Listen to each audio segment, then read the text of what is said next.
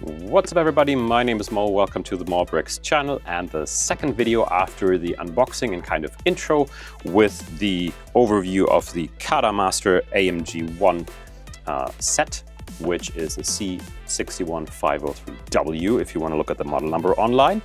And this set is going to be built over the next couple of videos, and I hope you enjoyed the series. If you didn't see the unboxing yet and basically me going through the first introductory pages of the instructions, then make sure to check that out. Link is in the description. And what I'll do now is basically start building with box number 1 out of the 5 that they are in this set. And number 1, we already looked at it in the first video, is going to be the motor and rear suspension, I think. And yeah, without further ado, I have to build using the printed manual because there isn't a PDF version as of filming, and I hope CADA will provide one in the future because it just makes it a bit easier and you don't have to go through the printed pages all the time. But now let's get into it. I will set aside the box. I already assembled the wheels and tires. Just again, as a quick reminder, that's how they look. They are fully custom. The wheels themselves and the tires also have a license by Michelin. So that's the second one after the official AMG license. Really, really cool. And yeah, I'm gonna get started and probably speed this up a bit so you can follow. And then I will talk about the build once it is done to show you some details. Here we go, have fun.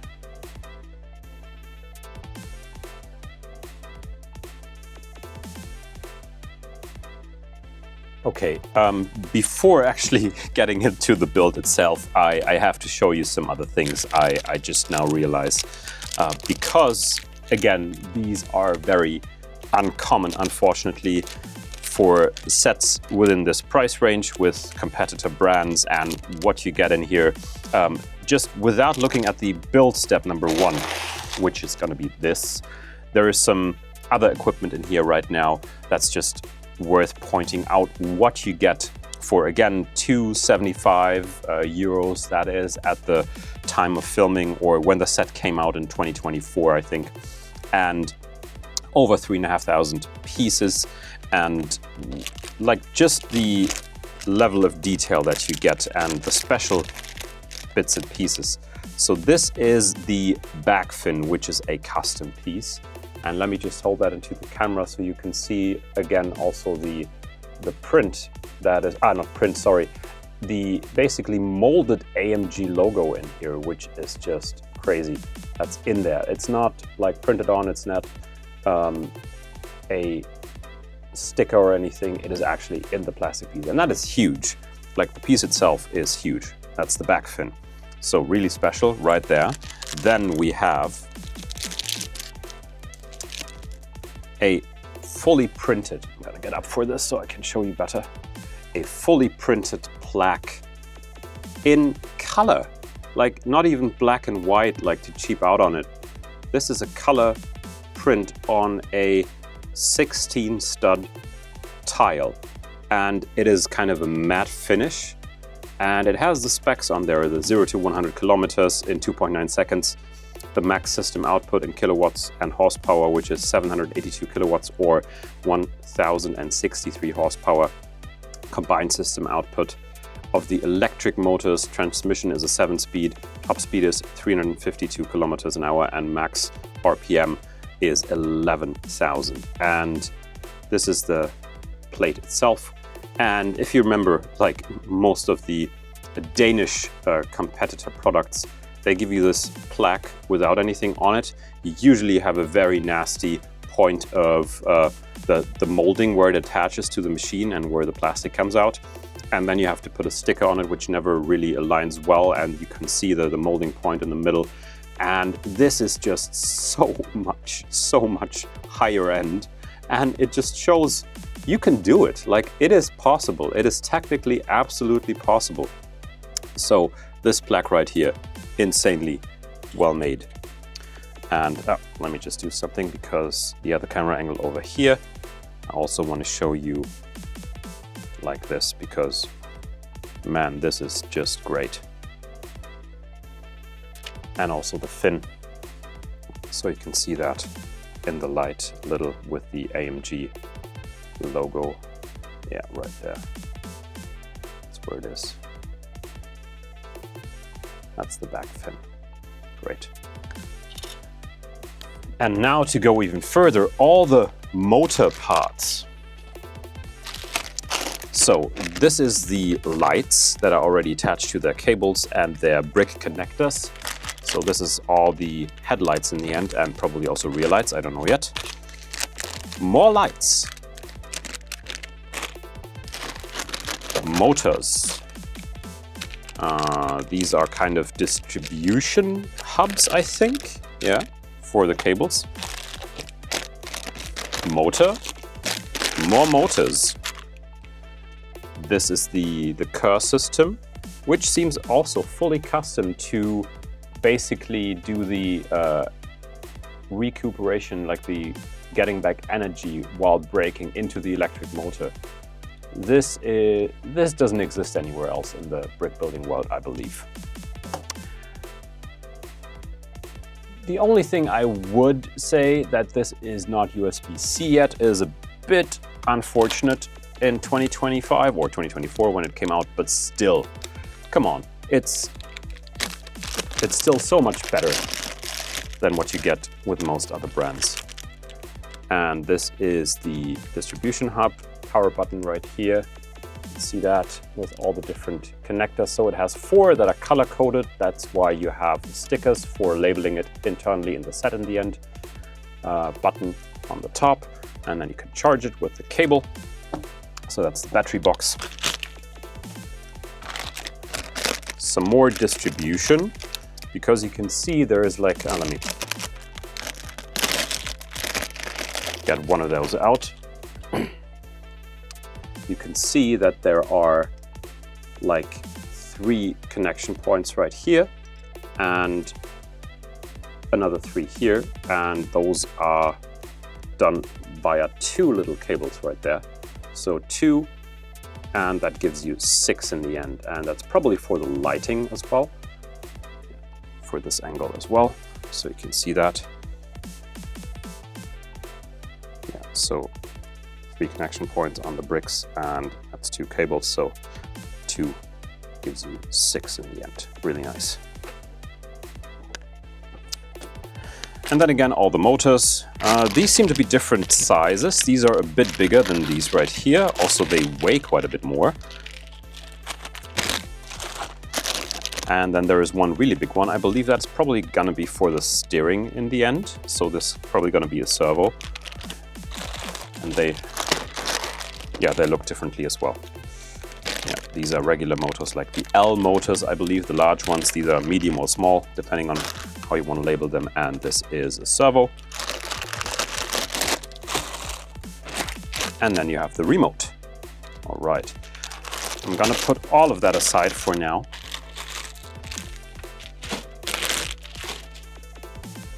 Just to free up some space. And these parts are probably gonna be needed later with all the rubber bands. Okay, where was I? I wanted to start building, so let's do that.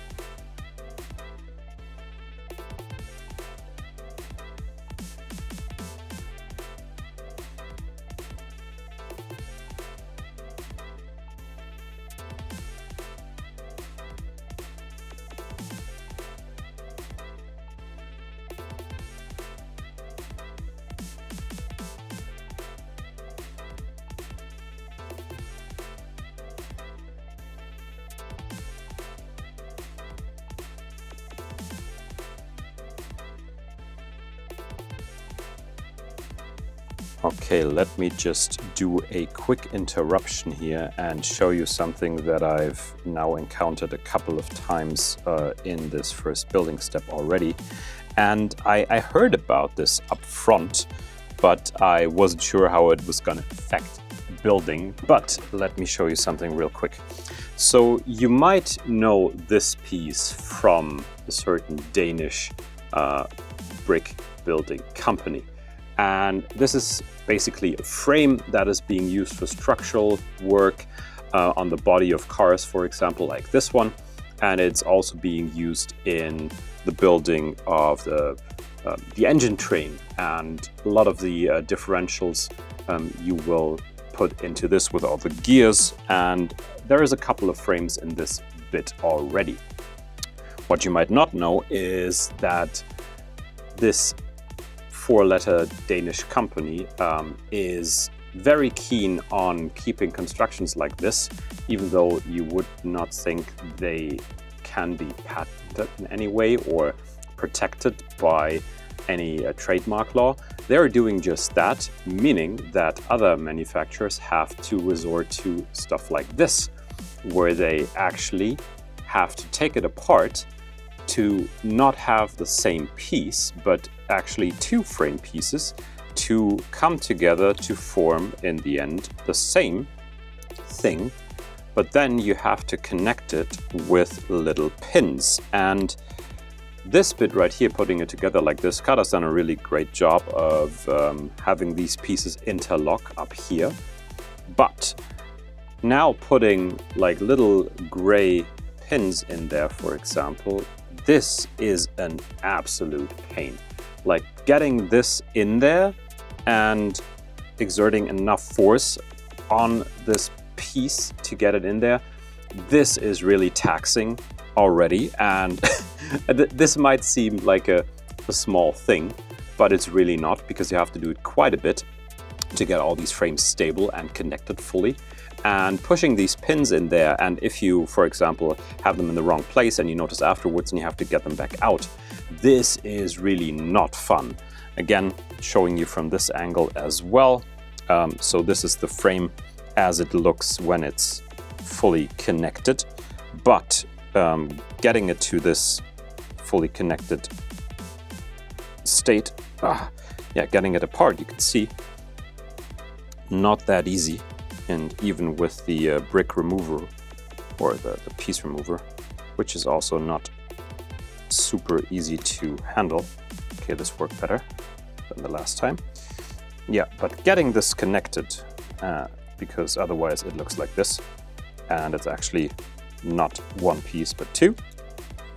And this bit is easy, but then pushing this little gray pin in there, this is really a pain in the best sense of the word, because, well, yeah, you have to put quite a bit of effort and force into this, and pushing this down, even on a flat surface, it's just not fun to get this in there. And you have to do it quite a lot, because, again, this whole construction lives off those frames, and you need quite a lot of them to get this done.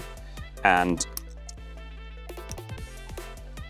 again, because of legal stuff, that just takes the fun out of building something like this a little bit. Because once you've done it once or twice in this build, and then you have to do it again and again and again, yeah, you really start getting annoyed and frustrated by this. And you want this to be over. I can tell you that much. You do not want to repeat this step over and over, but you know you have to. And this is quite annoying.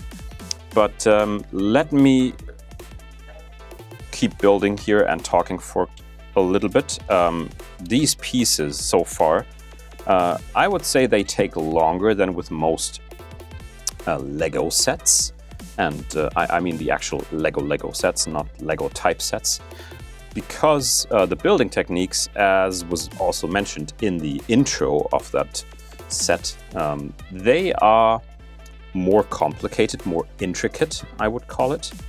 And of course, some stuff just repeats itself, but there is quite the difference in how this stuff is built. And, oh, I think I forgot something. Oh yeah, I have to get 2 more pins in there, as I mentioned. And again, this is not fun. So they have to go down here, 1 over. And I mean, this might also be because the pins and the frames are very structurally sound in the end, and the tolerances are small, but yeah, this is not fun. And I mean, you can take another. It has to be just right. The exact position to push this in there has to be just right. And yeah, it's a bit annoying, to be honest. But here we go. Let's put this piece together, and this goes here, like so, and it's down there. Okay, and then we push these guys in here. Also, because this is so tightly packed, getting all the pieces in their respective places oftentimes is harder, because as you can see right here, there isn't a lot of space to actually put your fingers. And I mean, I have big hands, I know that, but still, this is not an easy build, I can tell you that much. Okay, and now it's time to put these pieces together. And let's see, the orientation is important, and even how the frames are aligned, and if they point this way or that way. There was a bit in the instructions that pointed that out, because there is openings on the frame towards one end and none towards the other. It looks almost identical, but you have to pay real close attention to not screw this up. So right now, this goes here, and I believe this goes like so. And in the end, I have to make sure that this is aligned, and this is aligned, and this goes here like so. Okay, so there is a connection to this right here now. And I believe this will be connected as well. Oh, and I forgot a gear, of course I did, because otherwise there is no connection between the two. So the gear goes in there, like so. Oh yeah, this is fun. Again, not the easiest build, because that gear doesn't really fall into place. Now it does. Okay, go down there. It's aligned. That is aligned, and that is aligned. Great. So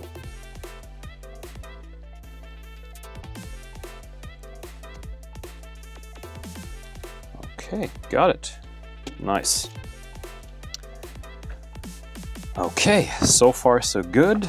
Now I need the 11 length, which should be this one. That's the only advantage of building with the actual instructions, the printed version, is that in case you're uncertain about the length of a beam or an axle, you have the scale down here in a 1-to-1 aspect ratio. So basically, not aspect ratio, size ratio. So this is the same size if you want to have the 11 studs and if you want to have the 4-stud axle, for example. So you pick the right one. That works. And I mean, often they're color coded. So this is not a 4, this is a 5 length stud. But sometimes, again, with the black beams, it's not apparently obvious. But if you've built a couple of sets, you tend to get good at just picking the right ones, and also just looking into where they should fit and if they actually do, in the end, fit.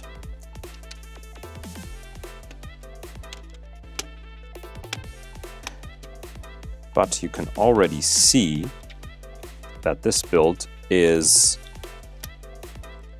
not as colorful as you might see it in Lego sets, where you oftentimes have very, very rainbow-ish interior in the sets, and often it shines through on the outside as well, unfortunately.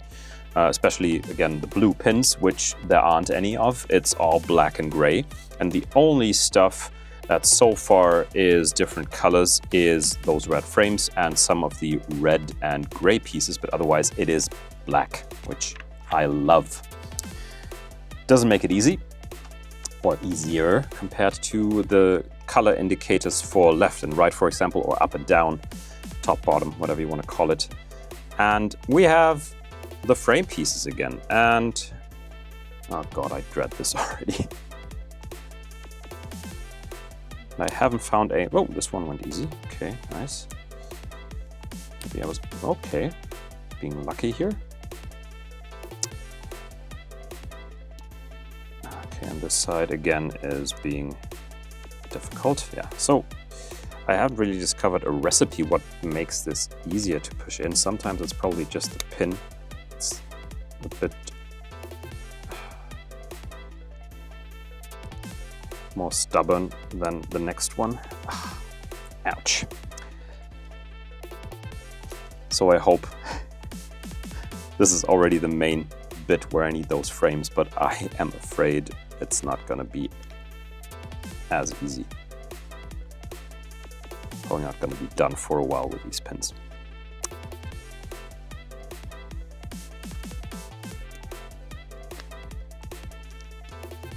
You can already see, I mean, my desk, so you know how much space you need to build a set like this, especially with the manual being here and trying to show you guys on video what I'm doing and having all the pieces aligned around me. I mean, there is a bit of space, and the table is 140? I think it's 140 in width.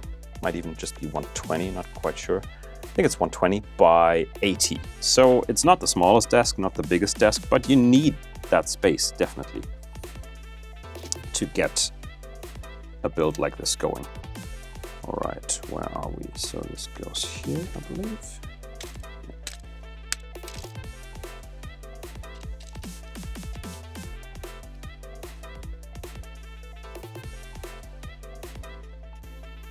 Okay, what else do we have here? Ah, that's the other bits of the suspension that is now going in.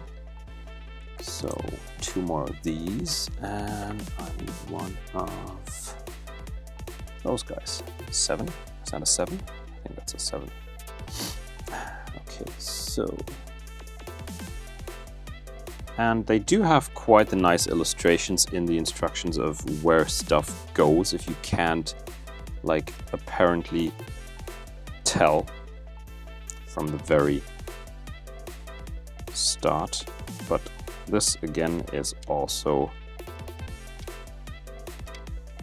a bit more difficult to assemble, because nothing is holding it up until the very point where you push the axles through. So this goes right there, and this goes in here, and then all the way through there. Nice. Yeah, so... And I can already tell there are building techniques such as these right here that don't really allow for deconstruction, if you want to call it that, for pulling it back apart. They are basically so in there, the pieces and the axle connections, that you're not likely gonna pull this apart after it's been constructed. It's just gonna stay built forever, which is not necessarily a bad thing, but I am not a collector, so I don't usually hang on to the stuff that I built for too long. I mean, sometimes I put it in a shelf and look at it for a while and just enjoy having it, but that's probably not something I do for a very long time. So at some point, I'm like, yeah, okay, I'm gonna sell it. And doing so is oftentimes easier when you have it deconstructed, because people want to build it again. And, well, with this, I'm not really seeing it, to be honest. Like, the Phantasma was also a CADA set that had this very issue, and I bought it semi-disassembled with the big exclamation point on semi-disassembled. And just getting to the point of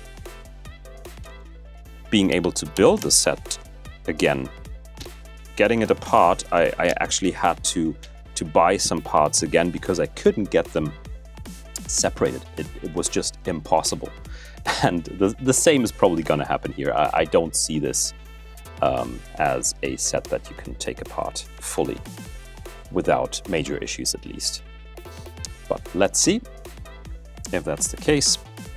Maybe, maybe not. Okay, we're getting to the point where we are assembling the brake discs, disc brakes. And where is the wheel hub, basically? Here we go. Just making sure the orientation is right. Click. Yeah, this point's there. And we have two of these guys. And they're going in like so. And I think those are new pieces again. I haven't seen those before. These look new, and this might again be some patent or copyright infringement situation. Not quite sure. But it certainly looks like it is not something you would do if you didn't absolutely have to be honest. So I'm not certain if this is intentional or forced due to other issues outside the actual set.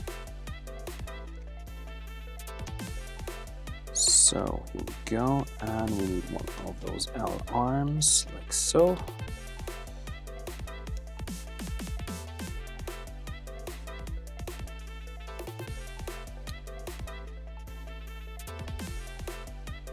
And we have this bit here. And again, very subtle, but you have a different shape on one side of the piece than on the other. And so you have to pay really close attention to how you assemble it and where it goes.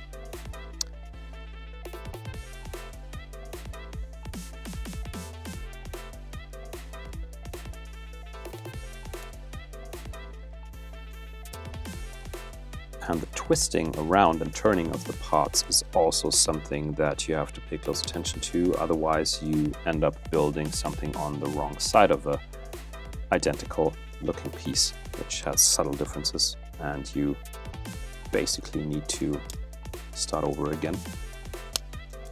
Oops.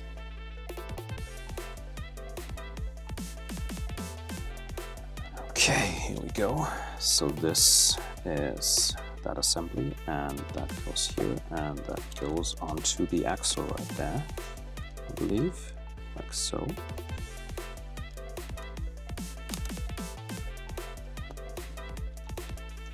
Yeah, and you can already see this is going to be suspended with springs in the end. They're not in there yet, but they will be soonish. So turn that around and do the other side. I'm going to speed this up again because it's now just repeating, and I'm going to show you the final result after it's done. Here we go.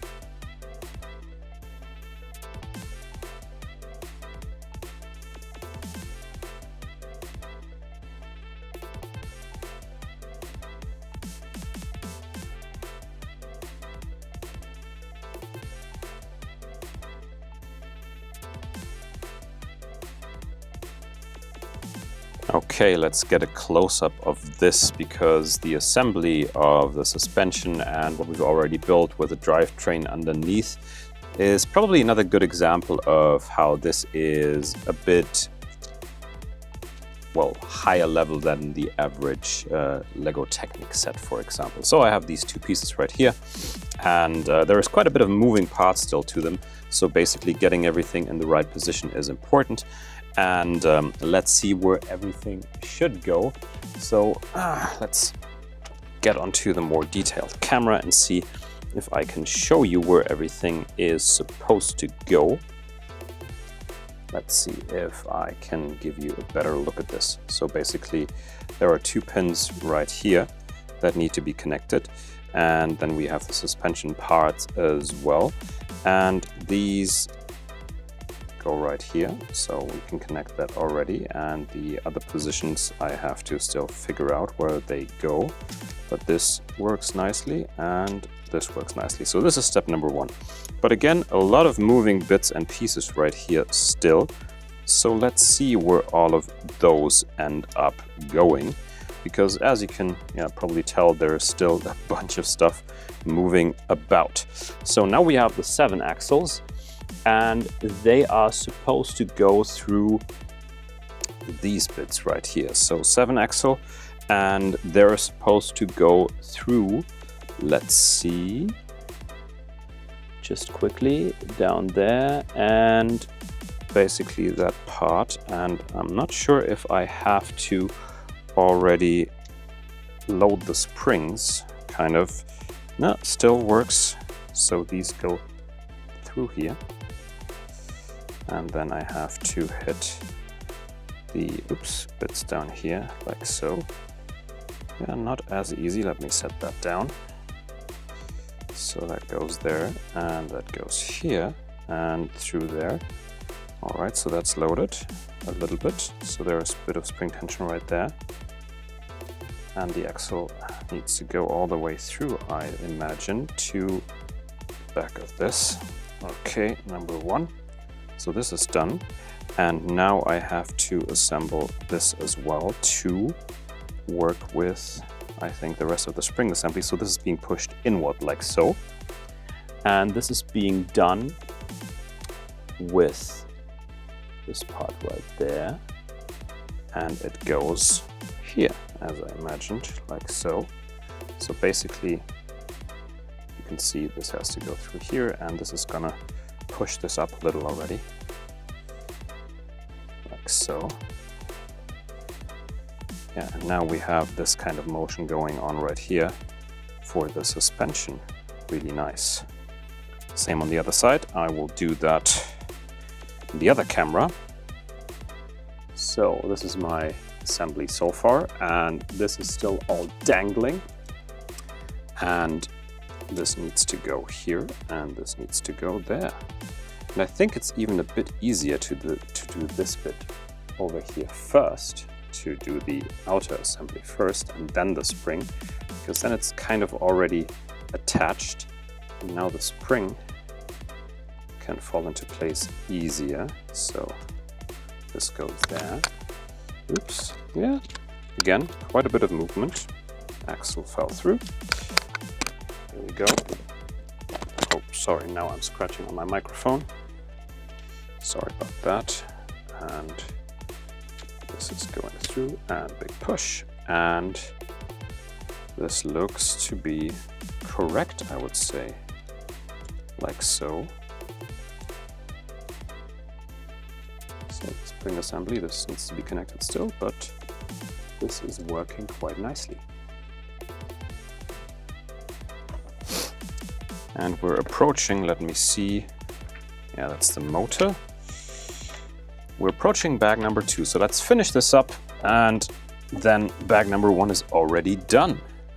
Ah, some more frames, how nice.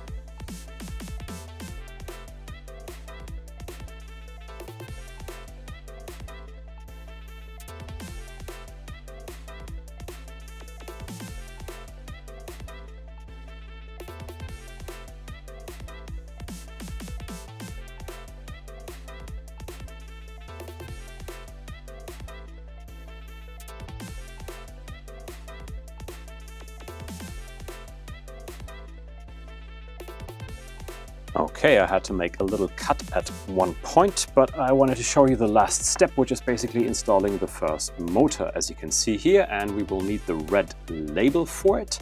And then we're already getting to the main chassis build, because this is already box number 2, or building step B.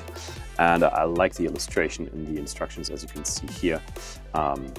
really nice. So let me set that aside, and we will need one of these bigger motors, I think, because they have the CADA logo printed on them.